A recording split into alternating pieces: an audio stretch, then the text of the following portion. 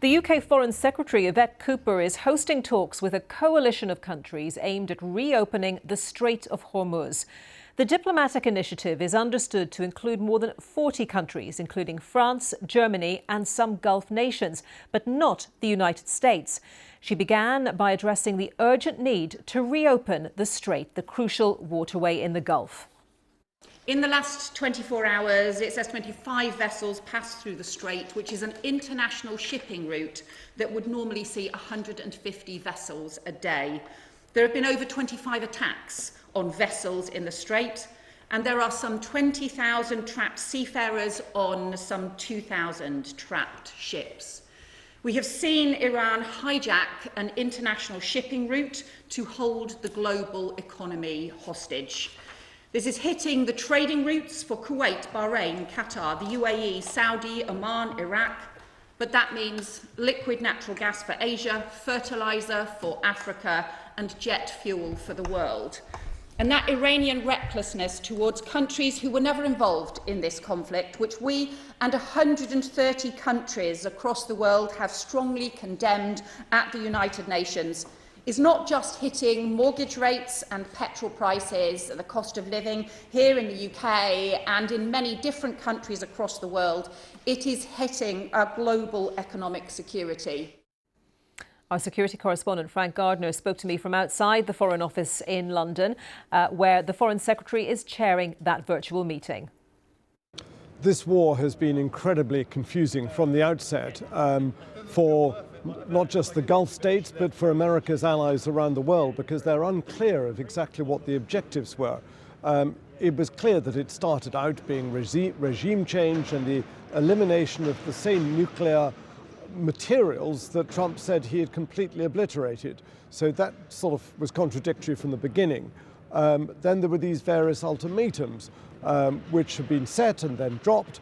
And I think when he was giving Iran an ultimatum to open the Strait of Hormuz or else, that or else carried the threat of hitting things like Iran's power plants. Iran has said, fine, if you do that, we will hit you back. We will hit back Gulf states' power plants, which would be catastrophic for countries like the UAE, Bahrain, etc. And in fact, some of those power plants and desalination plants are already getting hit. Now remember that it's an incredibly hot part of the planet where temperatures very soon are going to be reaching up to around 40 degrees centigrade.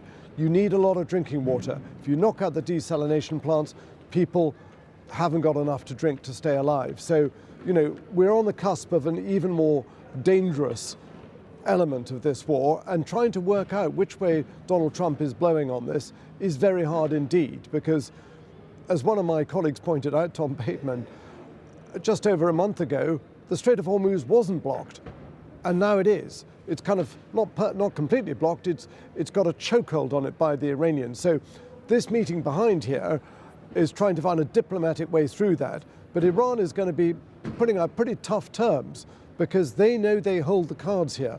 They've got the geographical coastline to threaten the Strait of Hormuz and decide who gets through it.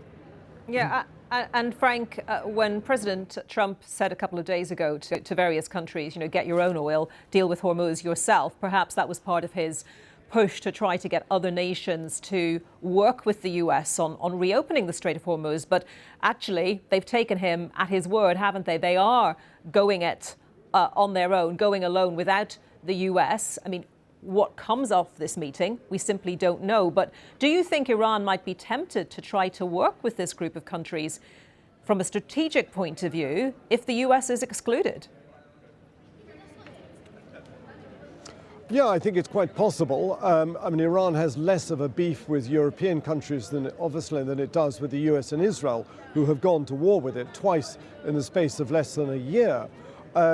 But, you know, this is a really tricky situation here because you've got around 50,000 sailors, seamen, stranded on either side of the Strait of Hormuz, both on the Gulf side and the Arabian Sea side, which is really tricky for them. They're starting to run out of supplies, many of them. This meeting behind is supposed to be a diplomatic initiative. Now, what Donald Trump wanted was for NATO countries to send naval forces to try and force the Gulf open. Now, I've written about this on the BBC website. You can't force that Strait of Hormuz to stay open, because Iran holds the cards, as I say. It's got this rocky, crenellated coastline that's got plenty of hiding places for weapons like drones, missiles, kamikaze attack boats, all sorts of things that they can threaten shipping. The only way you're going to guarantee safe passage through the Strait of Hormuz is by a negotiated settlement with Iran.